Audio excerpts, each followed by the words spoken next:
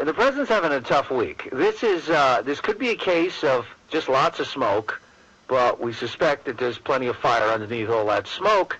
And we'll start, Trey, if we can. Let's start with the IRS thing. This goes back, if you're of a certain age, to Nixonian behavior, and that is, of course, the concern. The president said everything right yesterday with the proper amount of indignation. If, in fact, IRS personnel engaged in intentionally targeting conservative groups, then that's outrageous. And they have to be held fully accountable. Well, it's all the right stuff to say as long as they don't trace anything back to political operatives under his control.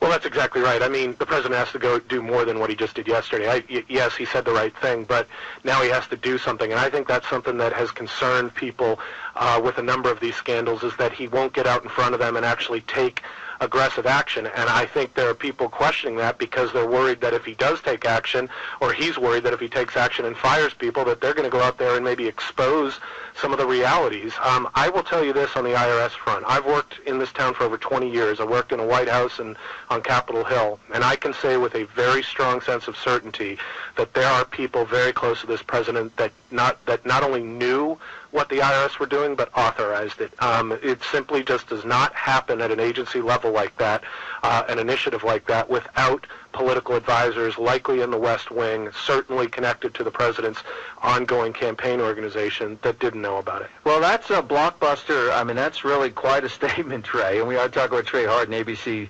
political analyst, because obviously, I mean, to me, that's an impeachable offense. I mean, we hate going to the I word so fast, but using the, if somebody in the White House, let's put it this way, if it turns out, and this story is many years in the making, this goes back at least 3 years now, and we have the additional story of the National Organization for Marriage, which is, I think it's fair to call it an anti-gay marriage organization. Apparently Mitt Romney made a personal contribution of $10,000 to this organization, and it became public fodder.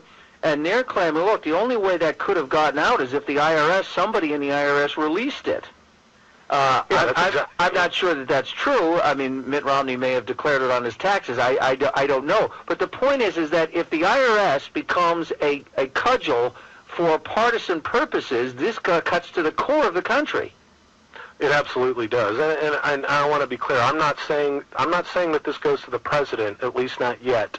But I am saying that we are going to find out that this goes to people very close to him, around him, that knew it. A lot of times, staff or advisors will insulate their boss, the elected official or a political candidate, so that that person has deniability.